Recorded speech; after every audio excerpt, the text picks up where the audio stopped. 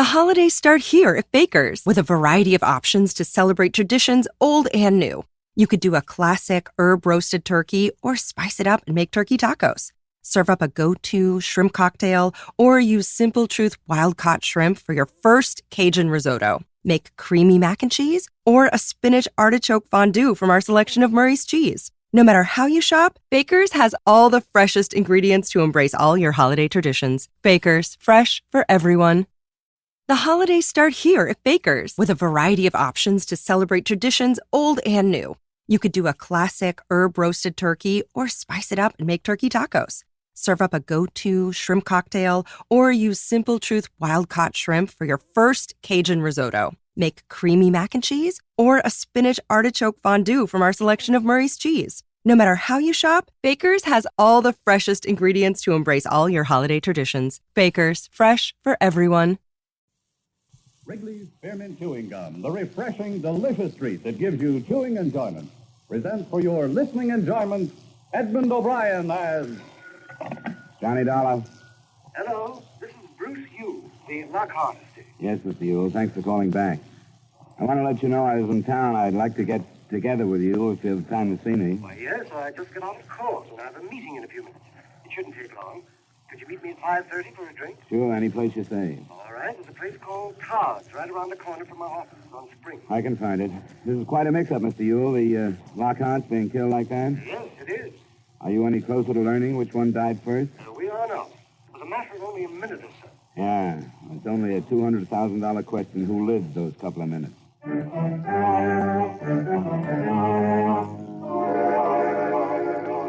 the makers of Wrigley's Spearmint Chewing Gum bring you Edmund O'Brien in a transcribed adventure of the man with the action-packed expense account, America's fabulous freelance insurance investigator. Yours truly, Johnny Dollar.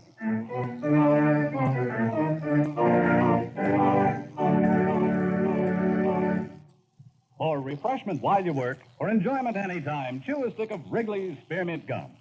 The delicious, long-lasting, real mint flavor of Wrigley's Spearmint cools your mouth and freshens your taste. The good, smooth chewing helps keep you feeling fresh and alert. Adds enjoyment to whatever you're doing. So indoors, outdoors, at work or play, enjoy chewing Wrigley's Spearmint Gum. Wrigley's Spearmint. Refreshing, delicious.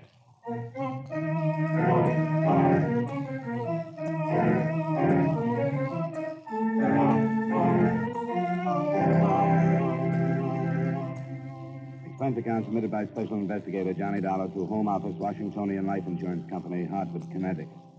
The following is an accounting of expenditures during my investigation of the Horace Lockhart matter. Expense account item 1, $8.90, fare and incidentals between Santa Barbara and Los Angeles. Your Los Angeles agent found that I was on a case in Montecito and saved you some $200 in fare from the East Coast to Los Angeles by bringing me down from Santa Barbara. At 5:30 that same afternoon, I met Mr. Bruce Ewell, attorney for the Lockhart estate. You lead off, Mr. Dollar. I'll answer any question I can. So far, I know the bare facts. I tried to get some information from the police, but everybody told me to call some other outfit. You must have called the local authorities? Yeah, shouldn't I have? Mr. and Mrs. Lockhart were killed in county territory, so it's under the jurisdiction of the sheriff. I was way off then. I was almost up to the highway commissioner when I quit. Well, we have a fairly complicated system here. The Lockharts were killed on the Coast Highway, north of Malibu. They were returning from a visit to Santa Barbara when their car was either forced off the road or went out of control. Crashed through a guard fence and over a bank. What time of night was it? It was about 2 a.m. Now, the actual report was phoned in by the operator of an all-night garage on the highway. But the man was notified by a young woman.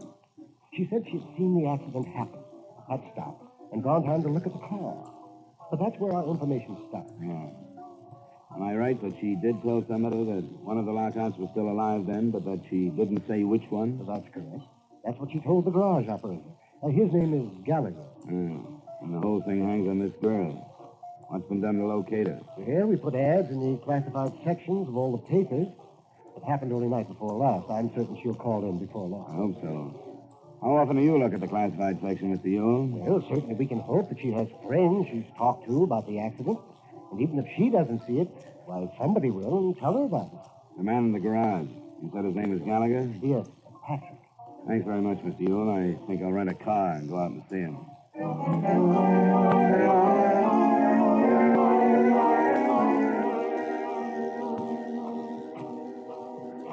Good evening. Hi. You Mr. Gallagher? Yeah, that's right. My name is Dollar. I'm an investigator for an insurance company. I'd like to talk to you about that accident the other night. That Lincoln with the man and his wife? Yeah, the Lockhart. Oh, that was a mess. We should get him on this highway. Crazy fool drivers. He was quite a big shot, I read. He was.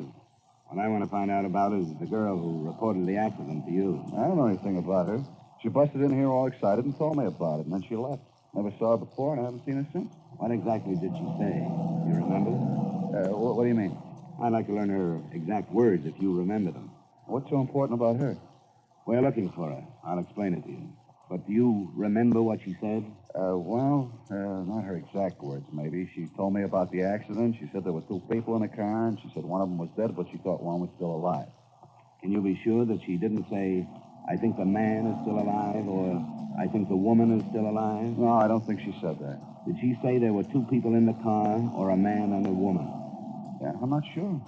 I didn't think anything about that. All I was thinking was calling the police. As a matter of fact, I was asleep. She woke me up, shaking me, and talking about it. It took you a couple of seconds to come to your senses then, I suppose, huh? Yeah, I guess so. She left, and I called the police. But it's just possible that she might have mentioned the man or the woman still being alive. Well, yeah, maybe, before I was awake. But I don't get it. Well, what difference does it make? It makes a $200,000 difference to one of two people, Mr. Gallagher. What are you giving me? You carry life insurance, don't you? Yeah, all I can afford. Well, the Lockharts each had a policy naming each other as first beneficiaries. But each of them named a different second beneficiary. Yeah, I'm beginning to see. Mrs. Lockhart had named a son by a former marriage. So if she survived her husband in that crash, even for a minute or so, she became his beneficiary for that length of time. If that was the case, her son is in line for the money from both policies. If she died first, it's the other way around, and her daughter by Lockhart is in line. Oh, I didn't think they cut it that fine. You can see how important it is for you to remember exactly what this girl said. Well, knowing isn't going to make it any easier, to be sure. I'm not sure, that's all. What did this girl look like? Well, I give you a little more help there. She had blue eyes, and it seemed to me she was wearing an awful lot of makeup. It was really plastered on. You couldn't really see her skin. Like stage makeup? What about eyelashes? Were they false? Yeah, they were. Now that you mention it, they were too long to be real. What else? She had a scarf over her hair, but I'm pretty sure it was blonde. That's about all. She's wearing a coat. Oh, and I noticed when she left, she was bare-legged and wearing white shoes with high heels. Her legs were tan, so maybe she lives on the beach around here someplace. Could that have been makeup on her legs, too? I don't know. Maybe it was. What about her car? What kind was it? What color? I didn't see it. Didn't see it? No, she parked there by the side of the building where you did. When I was on the phone, she pulled out and headed toward L.A. It sounded like about a Chevy or a Plymouth, something about that size. Yeah. Well, thanks, Mr. Gallagher. If you think of anything more, I wish you'd call me. I'm at the Homeby Hotel on Wilshire. I'll leave my card. I drove up to the scene of the crash about 2 miles farther north. The Lockharts couldn't have picked a better spot. There was an almost sheer drop of more than 20 feet to some big rocks just above the beach. The rocks still showed the marks of the impact. At the sheriff's station on the way back into Los Angeles, I saw their photographs and heard their theory.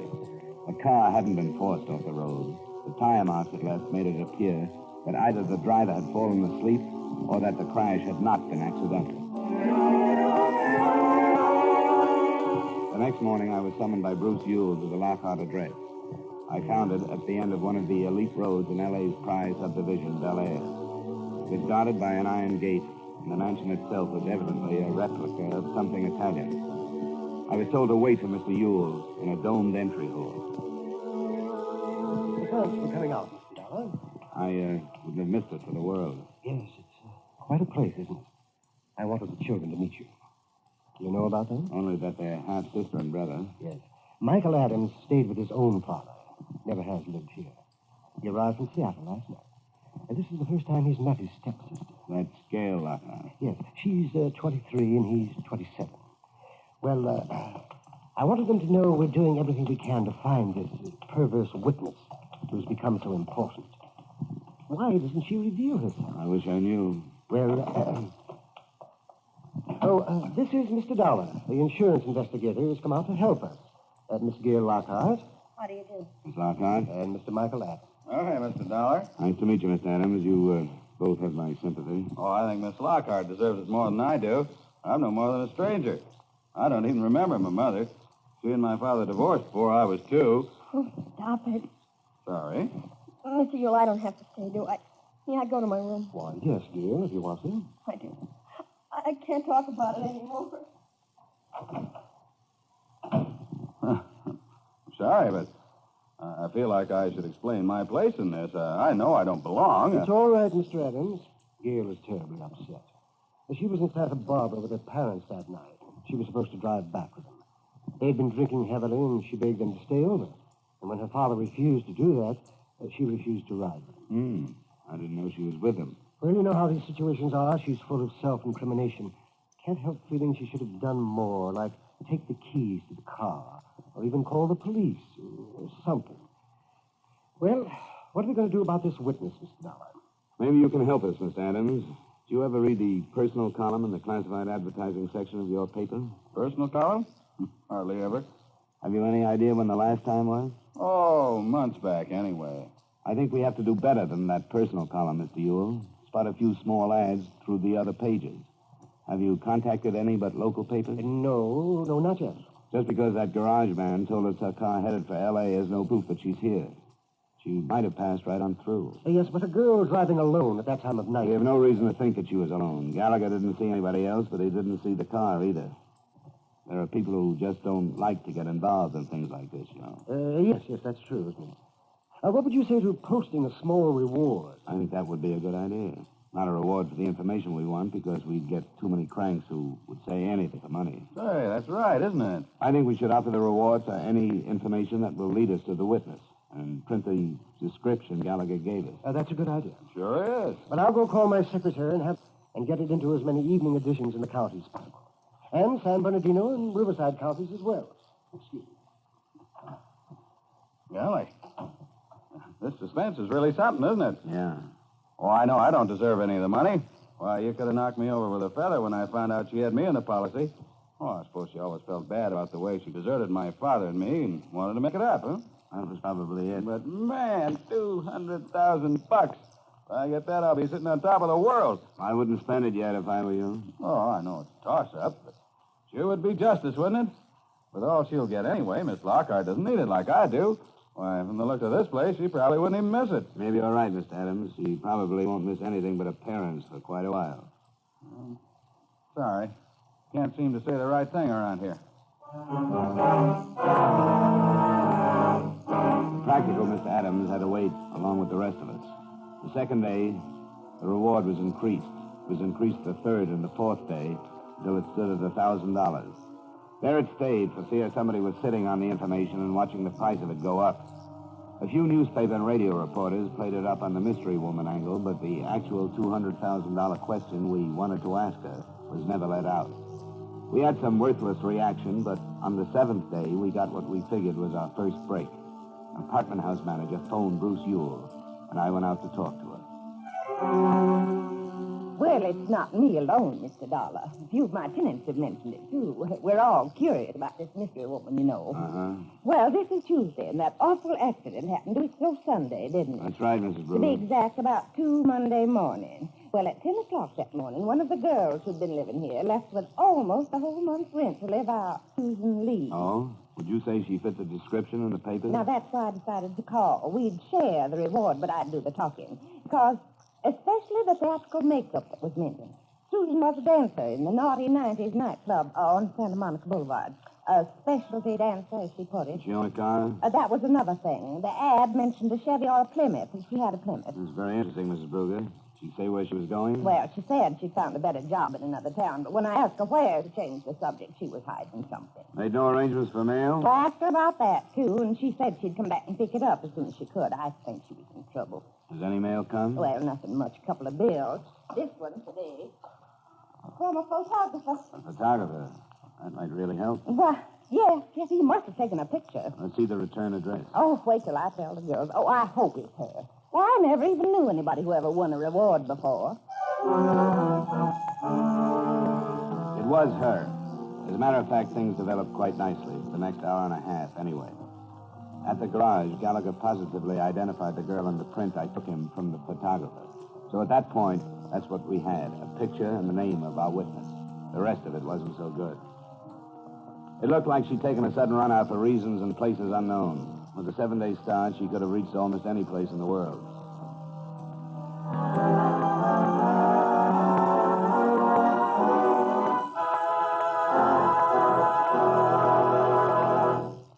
For refreshment while you work, for enjoyment anytime, chew a stick of Wrigley's Spearmint Gum. When your mouth feels dry, when you're warm or tired, Wrigley's Spearmint is really refreshing. A lively, full-bodied, real mint flavor cools your mouth, moistens your throat, freshens your taste. And the chewing itself gives you a little lift. Helps you feel your best and do your best. So for chewing enjoyment plus pleasant refreshment, chew delicious Wrigley's Spearmint Gum. And now, with our star, Edmund O'Brien, we bring you the second act of yours truly, Johnny Dollar.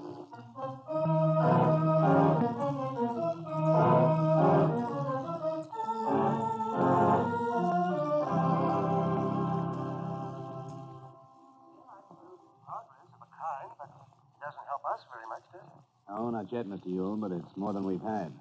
One thing I'd like to suggest. Yes? I think we should leave the reward ads running just as they are.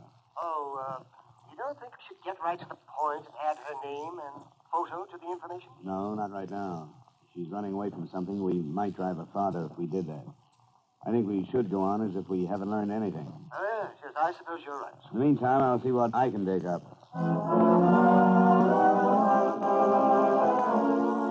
The Santa Monica Boulevard Club, where Susan Lee had worked, was open, but almost empty at 3 that afternoon when I went in.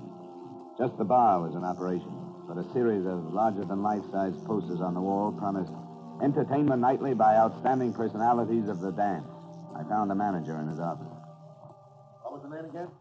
Dollar, the bartender, told me where I might find you, Mr. Cobley. I'd like to talk to you about a girl named Susan Lee. Well, what about it? Come on in, come on. I can spare a few minutes. Thanks. You a cop of some kind? Private one. Why? You expecting something? No, not especially. Except the way Susan dropped out of sight all of a sudden and the way you come in asking about her. What's up, anyway? I was hoping you could tell me. I'm working for an insurance company. All I want with this Lee girl is a statement about an automobile accident she witnessed. Oh, hey. Is this what's been running in all the papers? Yeah, we've been trying to find her for a week. And it's Susan? That's right. What a dope that makes me. And a lot of other people around here. Are you sure? A guy identified her picture. Why didn't I think of that? You know why? Because the papers gave the idea that this dame was coming to Los Angeles from some town up the coast. That's all we know, that she was driving south. How could Susan be driving any place up there at 2 in the morning? Our last show here was at 1:45. I'm more interested in knowing where she is now. I take it you don't know. No. Her contract had another week to run, but she called me one morning a week or so ago and said she was sick and could she quit. Was that a Monday morning? Well, I confront... Yeah, sure it was. She called me at home. We're closed on Mondays. Hey, I think I got something for you. What? Well, one of the other girls picked up a pay for her. She wanted to quit, she told me, and I don't make any trouble with the girls who want to leave. And then she wanted Lamine to pick up her check. Well, I said that'd be okay if she sent a note authorizing it, and she did. This, what did you say? Lamine? Yeah, that's her stage name. You know, these girls get those monikers legalized when they're too young to know any better, and then they're stuck with them. Lamine Dunn. You can tell before you see her that she's brunette and specializes in tassel. Would you mind giving me her address? No, I've got it right over here. Susan must have some hot dough to be worth a $1,000 reward. I wish I could tell you, but I can't. It's worth plenty. No, I wasn't pushing for information. Here it is. The Wesley on Wilcox. Good. Thanks very much. Oh, sure. I don't care what you don't tell them. But anybody could use a hunk of that reward these days. I'll remember what you've done, Mr. Cobley. We'll see what we can work out. Thanks again. Sure.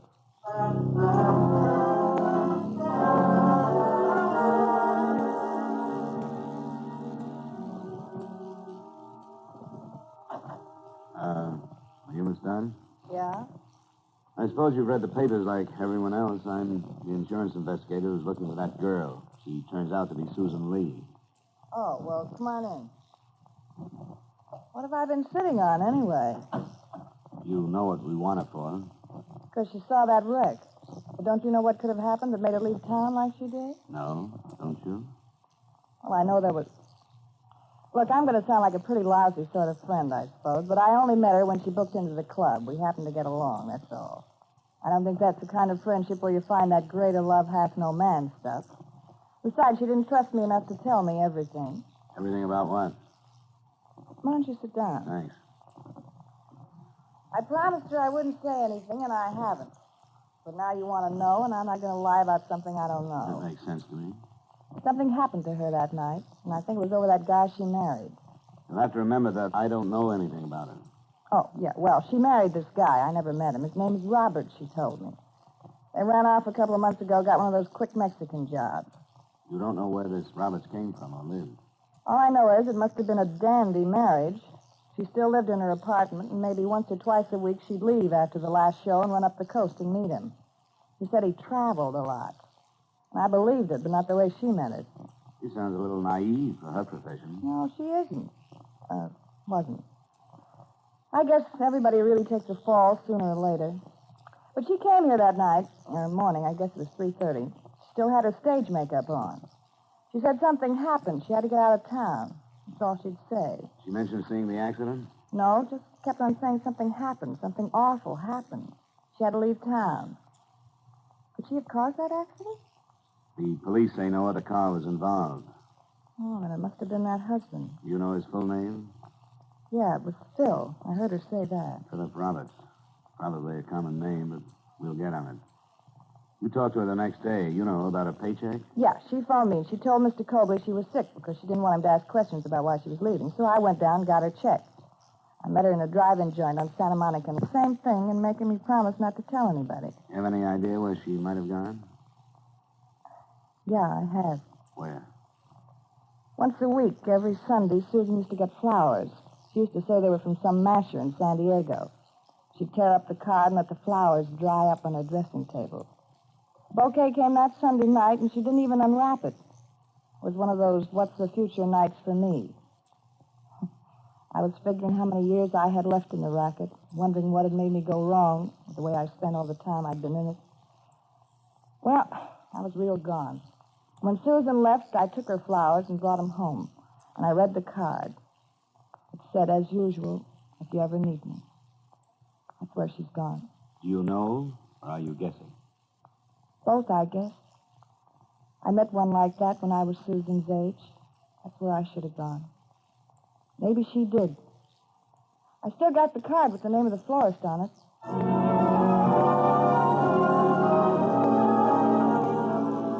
San Diego is some 120 miles from Los Angeles. But when I opened the phone book and saw how many Philip Roberts there were to be checked, the trip seemed short. I didn't get there in time that night, but the next morning I located the florist. He had no trouble remembering the man who so faithfully sent flowers on Sunday. At noon that day, I found Robert's house. I recognized the girl who opened the door to me. Yes?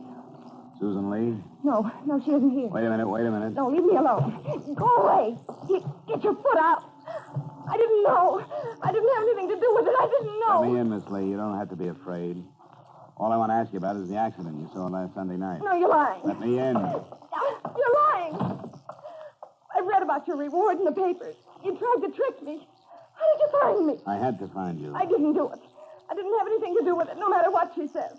You're saying things you don't have to say, Miss Lee. No, I'm not, because everything else you've heard is a lie. What lies have I heard? Who lied to me? I don't know. Don't you think I've spent all night long, every night, hearing what she said to you? But I believed him. I believed everything he told me. Philip Roberts? That's not his name. I know it isn't now, but I married him. You think I would have married him if I'd known that he was already married? I guess you'd better tell me about it, Miss Lee. I thought I was married to him. We went to Ensenada. Some man married us down there. It was in May. I thought he was my husband all the time. I was going to quit dancing and we were going to go away. And Sunday night, I heard them. You were north of Malibu Sunday night? Yes, he rented the cabin for us. When I got there Sunday night, there was another car. I left my car and walked to the cabin, and then I heard them. She called herself his wife, and she used a different name. She called him Carl. I don't know why I listened. I wanted to run. But I stayed and listened to them argue. I found out that I wasn't married to him at all because she was his wife. You don't have to tell me that. Yes, I do. You have to know the truth. I heard her say she'd kill him. And then I left and started to walk toward the highway. And I'd gotten almost to it when I heard the shots. I wasn't near the cabin. I was almost to my car. Miss Lee, When I heard them, I thought I was running away because she'd shot him over me. where is this cabin? It's about 3. You know where it is. You've been there. You found him. As far as I know, no one has been there. I haven't heard anything about a shooting north of Malibu. You're lying. No, I'm not. But we'll have to phone the police to check the story. You're lying. You're still trying to trick me, but you can't. Stop it. You're lying because you believed her. Go with me. Let go. I didn't do it. I was running away.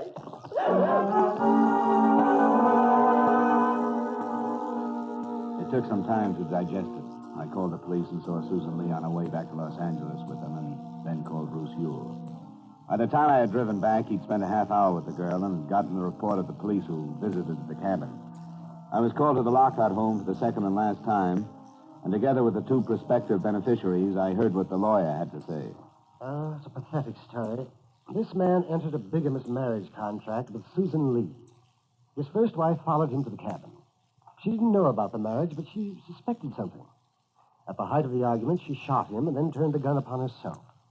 Miss Lee was afraid to surrender as our witness. They're both dead? Well, I'll be... Yes, but actually that's none of our concern now. This tortured girl did witness the accident. And in spite of her own problems, stopped to give what aid she could, which of course was none.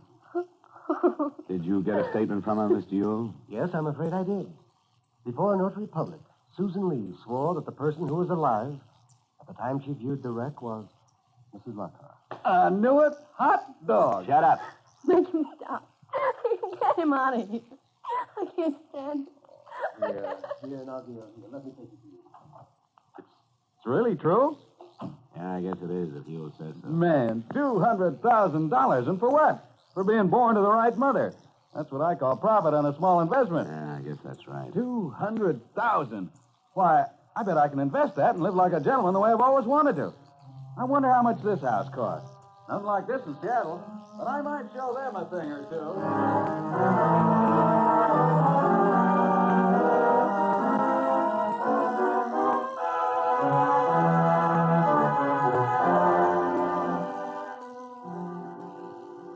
Expense account item 2, $356.50 miscellaneous in Los Angeles. Item 3, $218.45 transportation back to Hartford. Expense account total, $583.85. Remarks? As far as I'm concerned, the money went to the wrong beneficiary. Yours truly, Johnny Dollar.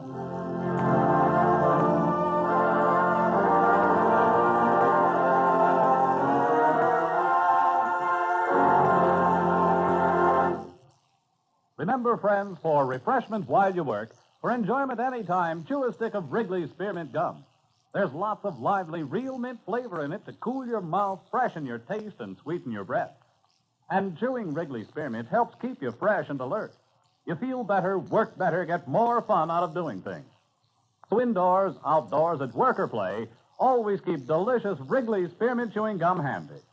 For refreshment while you work, for enjoyment anytime, chew a stick of Wrigley's Spearmint Gum.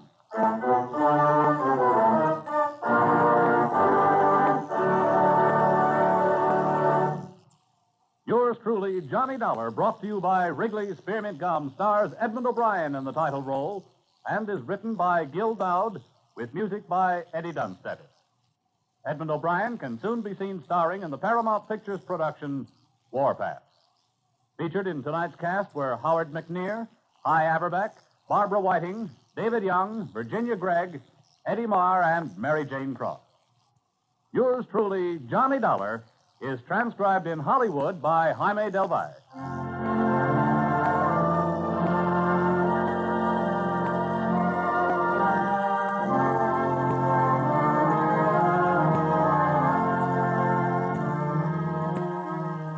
The makers of Wrigley's Spearmint Chewing Gum hope you've enjoyed tonight's story of Johnny Dollar and that you're enjoying delicious Wrigley's Spearmint Chewing Gum every day. We invite you to join us again next week at the same time when, from Hollywood, Edmund O'Brien returns in another adventure of Yours truly, Johnny Dollar.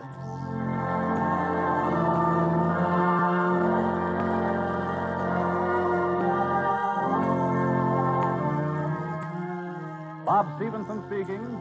This is the CBS Radio Network.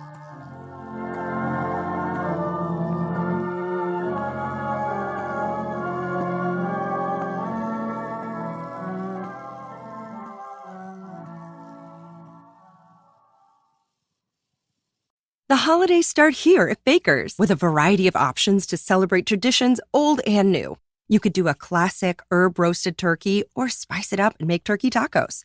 Serve up a go-to shrimp cocktail or use Simple Truth wild-caught shrimp for your first Cajun risotto. Make creamy mac and cheese or a spinach artichoke fondue from our selection of Murray's cheese. No matter how you shop, Baker's has all the freshest ingredients to embrace all your holiday traditions. Baker's, fresh for everyone.